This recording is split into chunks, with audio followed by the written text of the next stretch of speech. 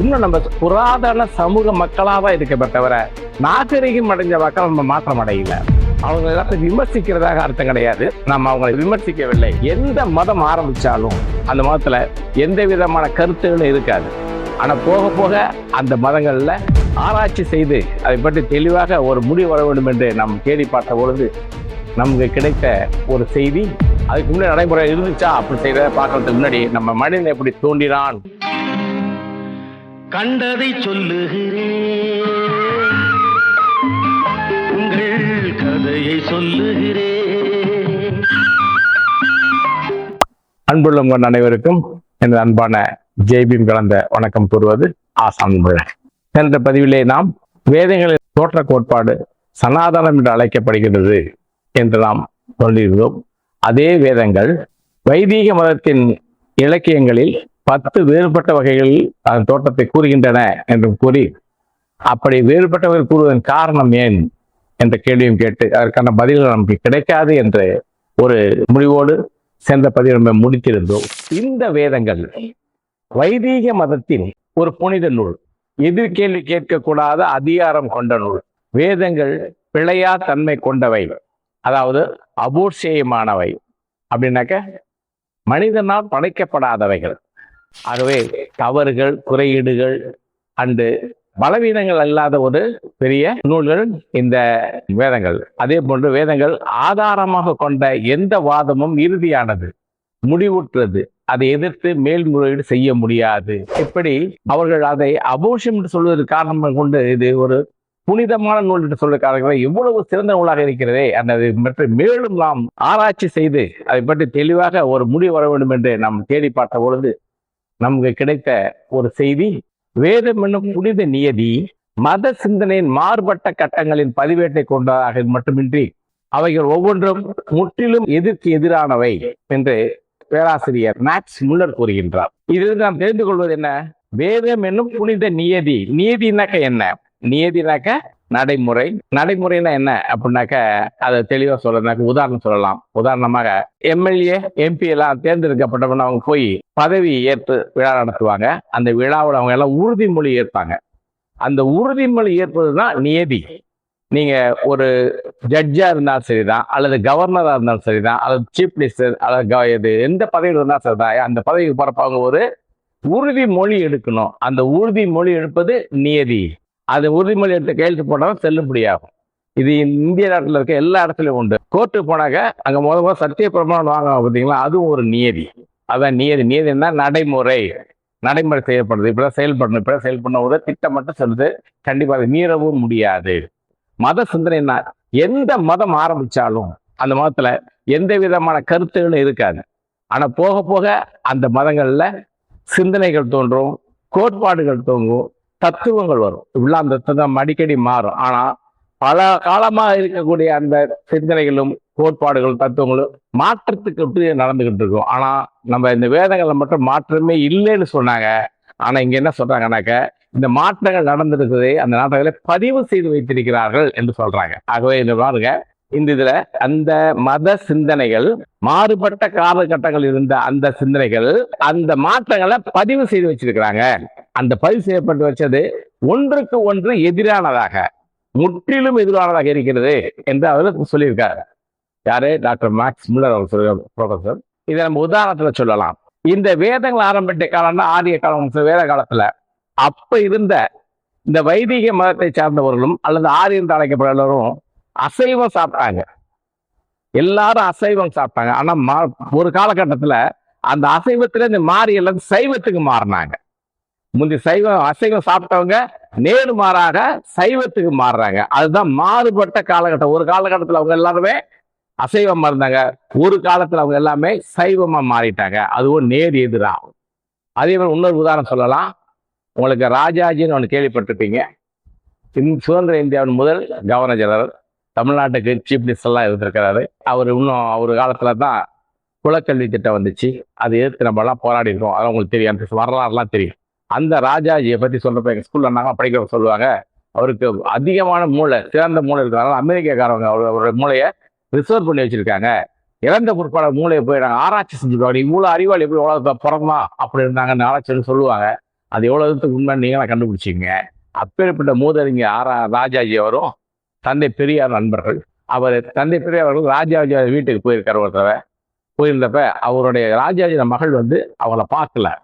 அப்ப தந்தை பெரியார் கேட்கிறாரு, என்னப்பா அந்த பொண்ணு என்ன பார்க்கறாங்க? இல்ல, அவள் கணவர் இறந்துட்டதுனால அவங்க வீட்டை விட்டு வெளியே வர மாட்டாங்க, வீட்டுல அரைஞ்சு போட்டப்ப அதை பார்த்து கேள்விப்பட்ட உடனே பெரியாருக்கு ஒரு மாதிரி வந்து ராஜாஜியை விட்டு கட்டி, ஏன் இந்த காலத்து இப்படி இருக்க, ஒரு இதை ஏற்பாடு செய்யன்னு சொல்ல பிற்பாடு அந்த அவங்களுக்கு மறுமணம் செய்ததற்கு நடந்ததாக செய்தி.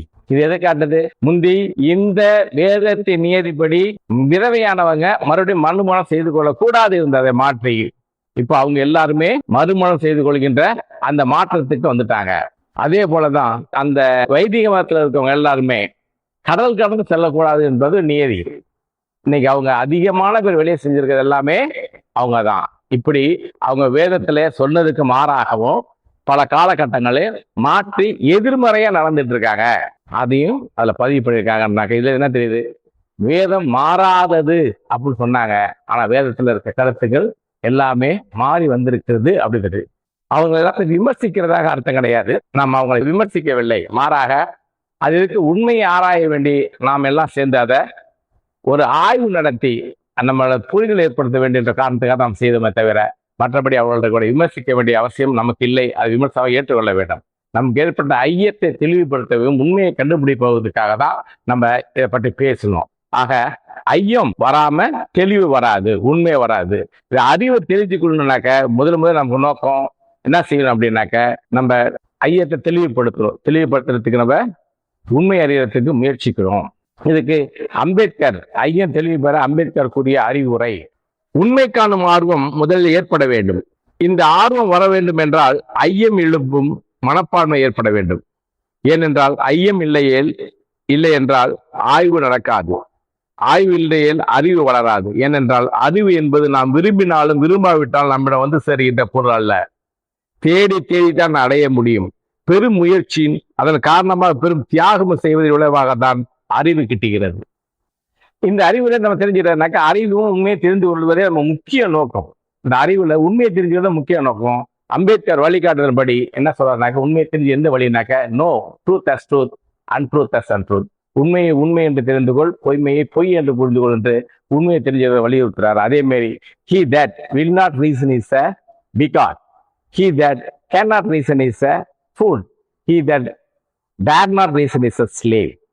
பகுத்தறியாதவன் பிடிவாதக்காரன், பகுத்தறிய முடியாதவன் அறிவியலி, பகுத்தறிய துணியாதவன் அடிமை. நீங்க அடிமையா இருக்கீங்க அப்படின்னா அதுக்கு முக்கிய காரணம் என்னன்னாக்க, உங்களை நீங்களே அறிவை மேம்படுத்திக்க முயற்சிக்கிறது இல்லை, அந்த முயற்சியில நீங்க ஈடுபடவும் இல்லை அப்படின்னு அர்த்தம். நீங்க சுதந்திர மனிதனா மாற வேண்டும் என்று ஆசைப்பட்டீங்கன்னா அதுக்கு முதல் செய்ய வேண்டியது உங்களை அறிவை வளர்த்துக் கொள்ள வேண்டும். அறிவை வளர்த்துக் கொள்வதற்கு அடிப்படையான செய்து உங்களுக்கு ஐயப்பாடு ஏற்பட வேண்டும். ஐயப்பாடு வந்தால்தான் உங்களதுல ஆய்வு செய்ய முடியும்.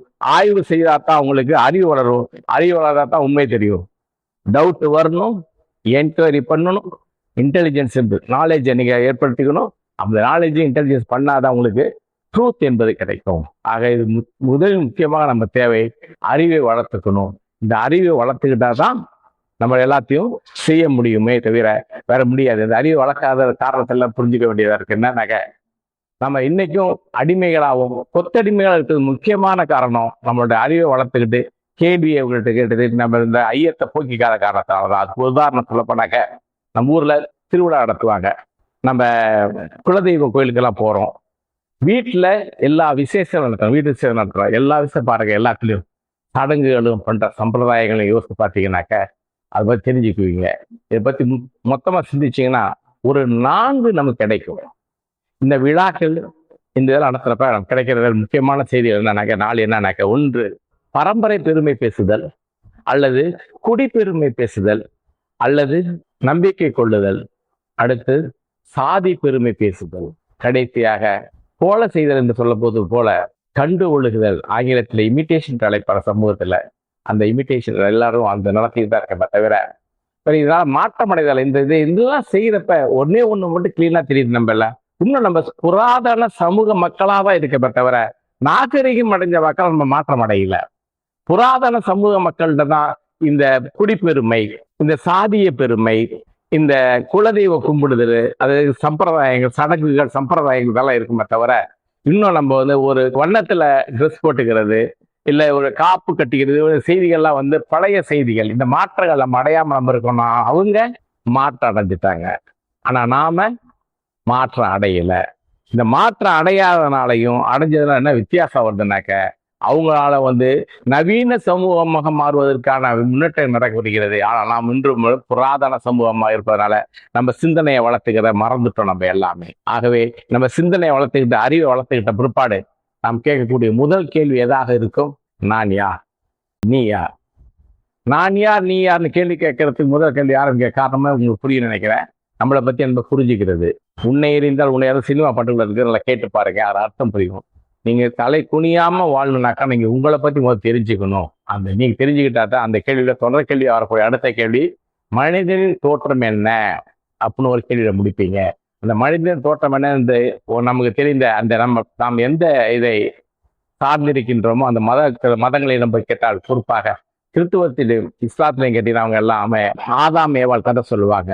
அதே பேரி வைதீக மதத்திட்ட போய் மனிதன் எப்படி தோன்றினான் என்று கேட்டால் அவர் சொல்லக்கூடிய பதில், ரிக்வேதத்தில் 10வது மண்டலத்துல 90வது பாடல்ல 9வது பிரிவில புருடா என்கின்ற பிராணி அதை பழி கொடுத்து யாகம் வளர்த்ததன் மூலம் வெளிவந்த விக்கி யஜுர் சாம வேதங்கள் இருந்ததாக அந்த 9வது மண்டலத்தை கூறுகிறது. 12வது பிரிவுல அந்த பிராணியின் வாயிலிருந்து பிராமணன் தோன்றியதாகவும், கையிலிருந்து சத்திரியன் தோன்றியதாகவும், தொடையிலிருந்து வைசியன் தோன்றியதாகவும், பாதத்திலிருந்து சூத்திரன் தோன்றியதாகவும் கூறுகிறது.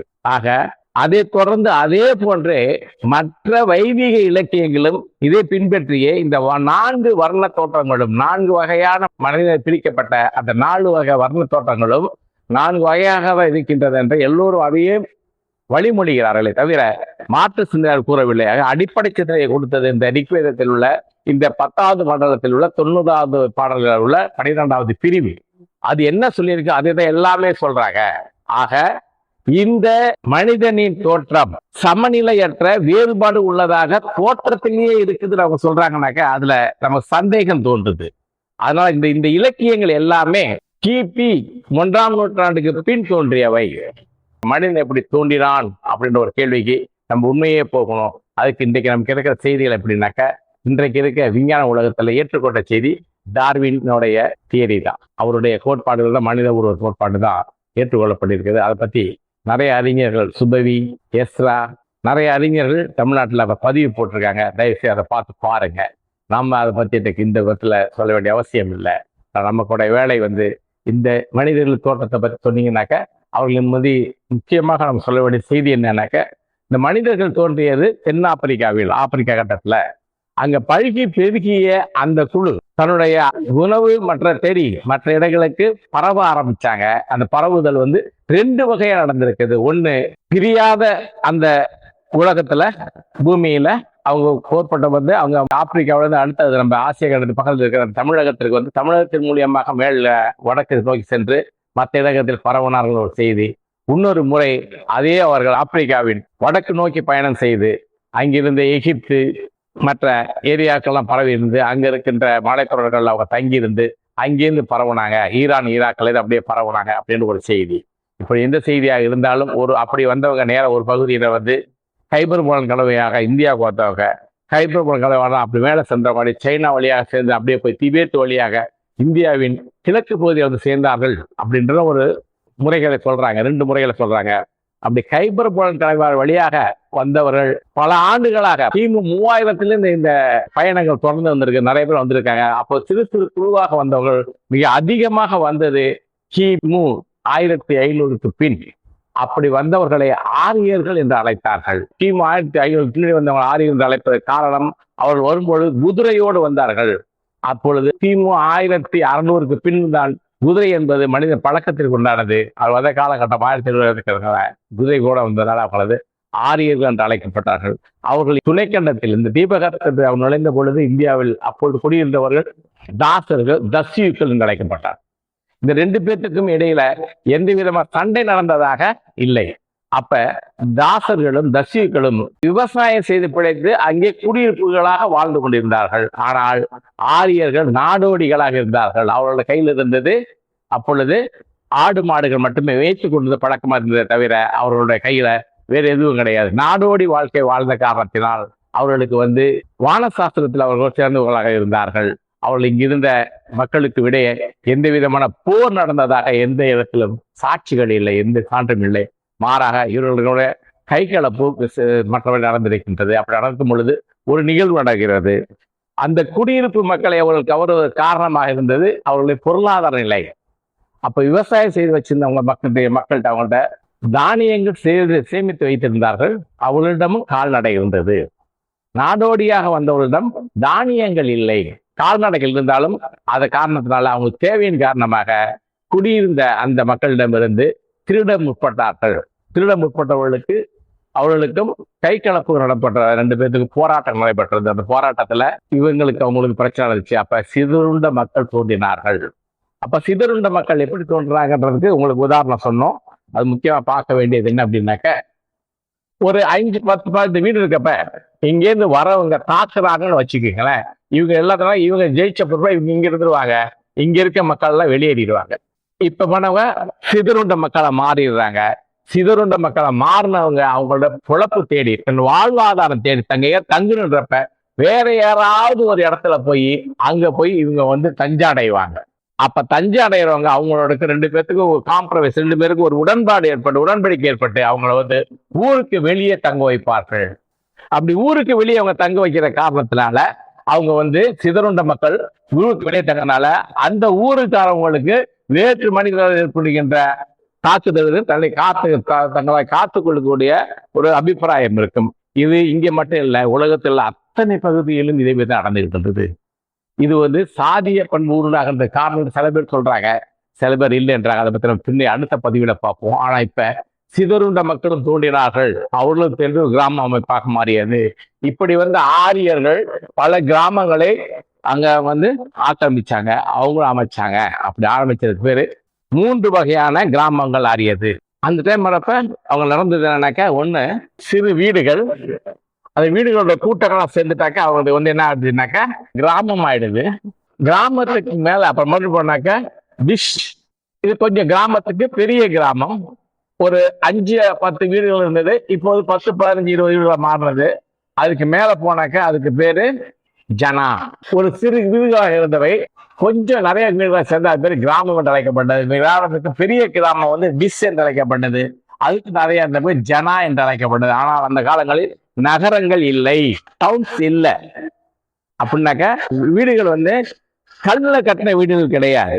அப்போ ஓலை குடிசைகள் போன்ற வீடுகள் தான் வசிச்சுக்கிட்டு இருந்தாங்கன்றது செய்தி. அவ்வளவுதான். அந்த மாற்றங்கள் அந்த காலத்துல சமூக மாற்றங்கள்ல நம்ம சிந்து சமவெளி இருந்தது மாரி சுட்ட செங்கல்லான வீடுகளில் கட்டப்படவில்லை.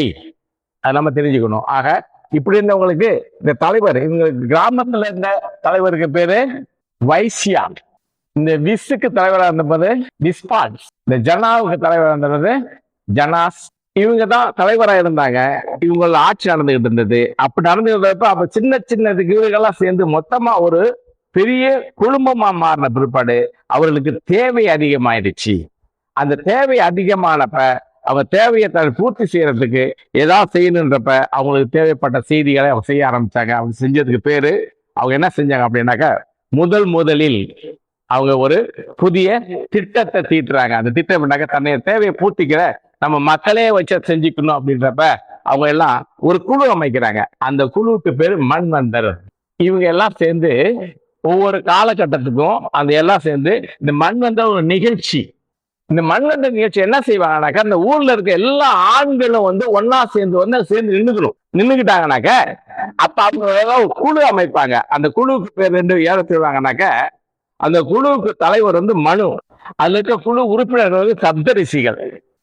இவங்க எல்லாம் சேர்ந்து அந்த ஊர்ல இருக்க எல்லா மக்களையும் ஆண்களும் ஒன்னா நின்றுடும். நின்ன பிற்பாடு என்ன செய்வாங்கனாக்க, இங்க ஆட்கள் எல்லாம் பிரிக்க ஆரம்பிச்சிருவாங்க. அதுல சப்தரிஷிகள் பிராமணர்கள்ன்ற ஒரு குழுவை நியமிப்பாங்க. நபர்கள் அங்கிருந்து பிரிப்பாங்க எல்லாத்தையும். அந்த மண்வந்தத்துல எல்லாத்துக்கும் கூடி நிக்கிறப்ப இந்த சப்தரிஷிகள்லாம் சேர்ந்து பிராமணர்கள்ன்ற ஆட்களை அவங்க தேர்ந்தெடுத்து பிரிச்சு வச்சிருவாங்க. மீதி இருக்கிற மனு இருக்காருங்கள, அவர் என்ன செய்வாருனாக்க சத்திரியரையும் வைசியரையும் பிரிப்பார். இப்ப சத்திரியரையும் வைசியரையும் பிரிச்சுட்டாருனாக்க மீதி இருக்கவங்க எல்லாருமே சூத்ரஸ். ஆக 4 வகையாக அங்க இருக்க குழுவை, அவங்க இருக்க மனிதர்களை அவங்க பிரிக்கிறாங்க. அந்த 4 வகை என்னன்னா பிராமணர், சத்திரியர், வைசியர், சூத்திரர். ஏன் அப்படி பிரிக்கிறாங்கனாக்க அந்த கிராமத்துக்கு தேவையான தேவைகளை செய்ய வேண்டிய தேவையை முன்னிட்டு அவங்க பிரிக்கிறாங்க. இந்த பிராமணர்களுக்கு வேலை ஸ்கூல் நடத்துறது, வாத்தியார் வேலை. இந்த சத்திரியர்களுக்கு வேலை ஊரை பாதுகாக்கிறது. இந்த வைசியர்களுக்கு வேலை தேவையான பொருட்களை எங்கேருந்து கொண்டு வந்து சேர்க்கிற வேலை. இந்த சூத்திரர்களுக்கு வேலை மற்ற எல்லா வேலையும், விவசாயத்திலேருந்து மற்ற எல்லா வேலையும் வேலை செய்ய வேண்டிய வேலை. அவங்களை யாரு வேலைனாக்க இந்த சூத்திரர்கள் வேலை. இவங்க எல்லாத்துக்குமே ஒரு கால கெடு வச்சாங்க. அது பேர் யுகம்னு பேரு. அந்த யுகம் என்னாக்க 4 ஆண்டுகள் பொறுத்த அந்த யுகம். நம்ம போன செய்தியில படிச்சோம். யுகம்ன்றது 4 வகையா பிரிக்கப்படும். அது 4 ஒவ்வொன்றுக்கு ஒரு மகா யுகத்துக்கு 12,000 வருஷம் பார்த்தா அது போல செய்தி. அதுக்கு நம்ம எங்க இருந்து எடுத்தோம் அப்படின்னாக்கா விஷ்ணு புராணத்துல இருந்து எடுத்தோம் அந்த செய்திகள். ஆனா இது இந்த புராணங்கள்லாம் தோன்றதுக்கு முன்னாடி இருந்த காலகட்டத்தில் நடந்த நிகழ்ச்சிகள். இப்ப இருந்ததுக்கு பின்விளைவுகள் நிறைய மாற்றங்கள் வரும். ஆனா இப்ப இருக்க மாற்றம் அதான் அவங்களுடைய வாழ்க்கை ஆதாரத்தில், அதாவது ஆதிகளில் தொடக்க கால வாழ்க்கை, அவங்களுடைய தொடக்க கால வாழ்க்கை இருந்த காலகட்டத்தில் நடந்த நிகழ்ச்சிகள் இதெல்லாம். அப்ப அவங்க ஏற்பட்ட ஏற்பாடுகள் தான் இது. அந்த ஏற்பாடுகளின்படி அவர்கள் தங்கள் 4 வகையை பிரிச்சுக்கிட்டாங்க. இப்படி இந்த 4 வகையை பிரிக்கிறது எங்க இருந்து கத்துற திடீர்னு அவங்க தோன்றுச்சானாக்கா இல்ல. இதுக்கு முன்னாடி அவங்க வாழ்ந்த இடம் ஈரான் போன்ற பகுதியில் அவங்க வாழ்ந்தாங்க. அந்த ஈரான் போன்ற பகுதியில அவங்க 3 வகையா மனிதர்களை பிரிச்சுக்கிட்டு இருந்தாங்க. அவங்க 3 வகை எப்படின்னாங்க பிராமின், சத்திரியரு, வைசியர் 3 பிரிச்சுட்டாங்க. சூத்திரன்னு ஒரு பகுதியை பிரிக்கல. அவங்க 3 வகையை மட்டும் பிரிச்சுக்கிட்டாங்க. இன்னும் சில இடங்கள்ல 2 வகையை பிரிச்சுக்கிட்டாங்க. அதுல இருந்து வந்த இவங்க இங்க தன்னுக்கு ஒரு முன்னேற்பாடு செஞ்சு கொண்டு டெவலப்மெண்ட் பண்ணி இப்ப சூத்திரன் இன்னொருத்தர் சேர்த்து இந்த பகுதி மக்களை 4ஆ பிரிக்கிறாங்க. சொந்தமா அவங்க எதுவுமே நடத்திக்கல. அவங்களுக்கு கேள்விப்பட்ட 10 இடத்துல நடத்தது இங்கேயே அவங்க பிரதிபலிக்கிறாங்க. அவங்க பிரதிபலிச்சாங்க. அப்ப இவங்க என்ன செஞ்சது, தன்னுடைய கிராமத்துடைய பாதுகாப்பு கருதி இதை 4ஆ பிரிச்சாங்க. இவங்க இப்படி 4ஆ பிரிச்சதுக்கும் மறுபடியும் இன்னொரு மண்வந்தம் நடக்கும். எப்படின்னாக்கா 4 ஆண்டுகள் கட்டுது. அதுக்கு யுகம் என்பது 4 ஆண்டுகள். 4 ஆண்டுகள் முடிஞ்சிச்சுன்னா மறுபடியும் அதே ஒரு மண்வந்தம் நடக்கும். அப்ப அதே மாதிரி நிகழ்ச்சியில மனுவும் சப்தரிசிகளும் கூடுவாங்க. அப்ப ஒரு மனு தேர்ந்தெடுக்கப்படுவாரு. அப்ப சப்தரிசிகள் தேர்ந்தெடுக்கப்படுவாங்க. இந்த மனுவும் சப்தரிசிகளும் சேர்ந்து, இந்த சப்தரிசிகள்லாம் சேர்ந்து பிராமணர்களை தேர்ந்தெடுப்பாங்க. இந்த மனு மறுபடியும் சத்திரியர் சூத்திரையும் சேர்ந்தெடுப்பாங்க. இப்ப என்ன நம்ம குறிப்பா கவனிக்க முடியாதா, போன தடவை பிராமணா இருந்தவர் இந்த சூத்திரர் ஆகிறதுக்கு வாய்ப்புகள் உண்டு. போன தடவை சத்திரியா இருந்தவர் இப்ப பிராமணா ஆகிறதுக்கு வாய்ப்புகள் உண்டு. ஆக இந்த 4 ஆண்டுகள்ல இங்க நடந்தது மறுபடியும் ஒரு தடவை நடக்கிறப்ப அது மாற்றத்துக்கு உரியதாக இருந்தது. போன தடவை சத்திரியா இருந்தவர் இந்த 4 வருஷம் கழிச்சு அவர் சூத்திரரா மாறத்து வாய்ப்பு இருக்குது. எந்த பிரிவுனாலும் அவங்க போகக்கூடிய வாய்ப்பு இருந்துச்சு. ஆனா அந்த பிரிவுகள் நிரந்தரமானவைகள் அல்ல, மாற்றத்துக்குரியதா இருந்து இப்படி மாற்றத்துக்குரியதான் அது பல காலங்கள் அப்படியே ஓடிக்கிட்டு இருக்குது. அது சரியில்லை, இது ஒரு மாற்றம் செய்யணுமே, சரியில்லைன்னு முடிவு பண்றாங்க. இப்ப நம்ம தெரிஞ்சு கொண்டது மனுன்ற வார்த்தை, சப்தரிஷிகள்ன்ற வார்த்தை, 4 வர்ணமாக பிராமண சத்திரிய சூத்திரன்ற வார்த்தை, யுகம்ன்றது 4 வருஷம். இதுதான் இங்க இருக்க நடப்புகள் நடந்தது. இதுக்கு அடுத்த டெவலப்மெண்ட் என்ன நடக்குது, நெக்ஸ்ட் ஸ்டேஜ். இது ஃபர்ஸ்ட் ஸ்டேஜ் வர்ணத்திற கால அளவு. இப்ப இந்த 4 ஆண்டுகள் அவரோட தொழிலா தான் இருந்துச்சு, தவிர வேற மாற்றம் இல்லாம இருந்துச்சு. 2வது இதுல மாறுறாங்க ஸ்டேஜ்ல குருகுல முறை. அந்த குழுக்குற முறையில எல்லாருக்குமே யாரும் சொல்லி தரதில்லை. ஒரு பிராமணன் வந்தாருனாக்கா அவரோட தொழில் சொல்லி கொடுக்க டீச்சிங் சொல்லும். ஆனா அவருக்கு ஒரு முறையான டீச்சிங் எல்லாம் கிடையாது. அவர் நினைச்ச இடத்துக்கெல்லாம் போனா ஆனா 4 வருஷம் மாடிக்குவாரு, அப்படி நிரந்தரமா இருந்துச்சு. ஆனா இந்த காலகட்டம் வரப்ப இது குருகுல முறைன்னு மாத்தினாங்க. அதை குருகுல முறையில என்ன மேட்டர் வருதுனாக்கா, ஒரு 6 வயசு 7 வயசு ஒரு குறிப்பிட்ட வயசு வந்த பிற்பாடு எல்லாத்தையும் போய் ஸ்கூல்ல சேர்த்துடணும். யாருக்கிட்ட, அங்க ஆச்சாரியாரு ஒருத்தர் இருப்பாரு. ஆச்சாரியான்றவர் தான் அந்த ஸ்கூல் நடத்துற வாத்தியார், அவர் தான் குரு. அந்த ஆச்சாரியான்றதுக்கு அர்த்தம் கற்றறிந்தவர். கற்றறிந்தவருக்கு பேரு ஆச்சாரியார் பேரு. அங்க அந்த குருகுல முறையில ஒரு ஆச்சாரியார் இருப்பாரு. அந்த ஆச்சாரியார்ல போய் எல்லாம் அந்த ஊர்ல இருக்க அத்தனை பையன்களையும் போய் சேர்த்துடணும். சேர்த்துட்ட பிற்பாடு அவரு 12 வருஷம் அவங்களுக்கு சொல்லி கொடுப்பாரு. எல்லா வித்தைகளையும் அவரு சொல்லி கொடுப்பாரு. சொல்லி கொடுத்த 12 வருஷம் கழிச்ச பிற்பாடு அவரு உபநயனம் அப்படின்னு ஒரு நிகழ்ச்சி நடத்துவார். இந்த உபநயனம் என்னன்னு பேருனாக்க, இப்ப நம்ம சொல்ற கான்வகேஷன் சொல்ற மாதிரி அந்த காலத்துல அதுக்கு பேரு உபநயனம்னு பேரு. பட்டமளிப்பு விழா அன்னைக்கு இந்த குரு அவர்கிட்ட படிச்ச மாணவர்கள் எல்லாத்தையும் 4ஆ பிரிப்பாரு. எப்படி? பிராமணா, சத்திரியரா, வைசியரா, சூத்திரரா அவர் பிரிச்சுருவார். இந்த 4 வகையா யாரு பிரிக்கிறது? இப்ப முந்தி ஒரு குழு அமைச்சு குழு தன்னுக்குள்ள பிரிச்சுக்கிச்சு. ஆனா இப்ப இது எல்லாத்தையும் பிரிக்கிறது ஆச்சாரியார் என்ற அந்த வாத்தியார். அந்த வாத்தியார் கற்றறிந்த வாத்தியாரு குடிக்கிறாரு. இது 12 வருஷம் ட்ரைனிங் கொடுத்து அந்த ட்ரைனிங்ல அவங்க எப்படி நடந்துக்கிறாங்களோ அதை பொறுத்து அவர் பிரிச்சாரு. அப்படி பிரிச்சப்ப அந்த நிகழ்வுக்கு பேர் உபநயனம்னு பேரு. அந்த உபநயன நிகழ்ச்சியில அவர் எல்லாத்துக்கும் ஒரு பட்டமளிப்பு விழாவில் தொழில் தராரு. அந்த தொழில் பிராமன், சத்திரியன், வைசியர், சூத்திரர்னு பேர் பெற்றாங்க. இப்ப இதுவரைக்கும் போன முறையில 4 வருஷத்துக்கு ஒரு தடவை அந்த வர்ணங்கள் மாற்றத்துக்குரியதாக இருந்தது. 4 வருஷத்துக்கு ஒரு மாற்றமாக இருந்த அந்த முறை இந்த குருகுல முறையோட என்ன ஆச்சுன்னா, ஒரு ஆயுட்காலம் முழுவதும் நான் ஒரு தடவை பிராமணானாக்க தலைமுறையில எல்லாருமே பிராமண ஆவாங்க. எல்லாருமே தலைமுறை முழுக்க நானே இந்த பிராமணன். ஆனா ஒரு என்ன மேட்டர்னாக்க, ஒரு குடும்பத்துல அண்ணன் பிராமணா இருக்கலாம், தம்பி வைசியனா இருக்கலாம், இன்னொரு தம்பி சூத்திரனா இருக்கலாம், இன்னொரு தம்பி சத்திரியனா இருக்கலாம். அப்ப ஒரே குடும்பத்துல உள்ளவங்க பல வர்ணத்துல இருக்கிறதுக்கு வாய்ப்புகள் இருந்துச்சு இந்த முறைப்படி. ஏன்னாக்கா இங்க முறையில பிராமணர் ஒரு அந்த ட்ரைனிங் கிளாஸஸ் எடுக்கிறப்ப அவர் என்ன ட்ரைனிங் ஆகுறாங்களோ அதுக்கு தகுந்த மாதிரி இது ஆச்சாரியார் பிரிச்ச காரணத்தினால ஒரு தலைமுறை இருந்துச்சு. இதுல என்ன இருக்கு ஒரு இதுனாக்க, ஒரே குடும்பத்தில் உள்ளவர்கள் பல வர்ணத்தில் உள்ளவர்கள் இருக்கிறதுக்கு வாய்ப்புகள் இருந்தது. ஆனா இந்த ஒரு தலைமுறைக்கு அது இருந்துச்சு. இது பார்த்தாங்க இவங்க. ஒரு பிராமணா இருக்கவங்க என்னன்னாக்க, தான் தம்பி வரவங்க சூத்திரனா இருக்கான் அப்படின்னு அவங்க பிடிக்காம போனப்ப அவங்க தந்தையார் என்ன செஞ்சாருனாக்க, இந்த உபநயனம் அப்படின்றது ஒரு கிராஜுவேஷன் சிஸ்டம் சொன்னாங்க. சிஸ்டத்தை அப்படியே மாத்தி அவங்க என்ன செஞ்சாங்கனாக்க, அடுத்த முறையில அவங்க 3வது முறையில அவங்க என்ன செஞ்சாங்கனாக்க, இந்த குருகுல முறையிலேயே 3வது முறையில உபநயனம் என்பது வாத்தியார் நடத்தினதை மாத்தி அவங்க பெற்றோர்கள் நடத்த ஆரம்பிச்சுட்டாங்க. பெற்றவங்க ஒரு 8 வயசு 6 வயசு ஆன ஒரு பாடு அவனுக்கு உபநயனம் நடத்தி அவனுக்கு பூணூல போட்டு அவங்க பிராமின் அப்படின்னு ஆக்கிட்டு அதுக்கு அப்புறமேட்டு அவங்க குருகுலத்துக்கு அனுப்புனாங்க. அப்ப இதுவரைக்கும் ஒரு தலைமுறைக்கு அது மறுமுறையில் என்ன பண்ணாங்கன்னாக்க, தந்தையாரே உபநயனம் செய்ய வைத்தாரு. அதான் என்ன ஆச்சுன்னாக்க, வாத்தியாரு ஒரு பிள்ளைக்கு என்ன அவரு தெரிஞ்ச மாரி அவருக்கு ஏதாவது ஒரு பட்டம் கொடுத்த அது ஒரு பிரிவு கொடுத்தாரு. 4 ஒரு பிரிவு கொடுத்தத வாத்தியார் குடிக்க வர அவங்க அப்பாவே செய்ய ஆரம்பிச்சிட்டாங்க. முக்கியமா எடுத்துக்கிட்டவங்க பிராமின்கள் தன்னுடைய மகனுக்கு பூணூல் அனுபவிச்சு இவங்க பிராமின் போய் ஸ்கூல்ல டைரக்டா சேர்த்துட்டாங்க. இப்படி சேர்த்ததுனால 3வது நிலையில் வர்ணம் நிலை பெற்றது. வர்ணம் என்றது பரம்பரைக நிலை பெற்றது. அது 3 ஸ்டேஜ்ல. முதல் ஸ்டேஜ்ல நிரந்தரமற்றது. ஒரு தடவை நான் சூத்திரா இருக்கலாம், இன்னொரு தடவை வைசியரா மாறலாம், அந்த 3 வகைகளை மாறலாம். மாறுறதுக்கு வாய்ப்பு இருக்கு. ஒவ்வொரு 4 வருஷம் மாறிக்கிட்டு இருந்த மாற்றத்துக்கு உட்பட்டதா இருந்த வர்ணம் குருகுல முறையில ஒரு தலைமுறைக்கா மாறிச்சு. ஒரு தலைமுறை முடிச்சு நான் என்னோட படத்துல நான் ஒரு தடவை சத்தியன் ஆயிட்டேனாக்க என் தலைமுறை முழு நான் சத்தியனா இருப்பேன் அப்படி இருந்துச்சு. அது அடுத்தது நான் சூத்திரா இருப்பேன் அப்படி ஒரு பிராமணன் இருப்பேன் ஒரு தலைமுறையா இருந்துச்சு. 3வதுல அப்பாக்கள் அவங்க தந்தைகள்லாம் உபநயனம் செய்ய ஆரம்பிச்ச பிற்பாடு இதுவரை மாற்றத்துக்குரியதாகவும் இருந்த அந்த விதி மாறி தலைமுறை என்பது மாறி அவங்களுடைய எல்லா தலைமுறைகளுக்கும் மகனோட எல்லாமே அந்த வர்ணம் நிரந்தரமானது. அது 3வது போடுறப்ப இதுவரை மாற்றத்தகுந்தது நிரந்தரமான காரணத்தினால இப்ப இருக்க 4 வர்ணம் என்றது தோற்றம் என்பது இங்கிருந்துதான் துவங்கியது.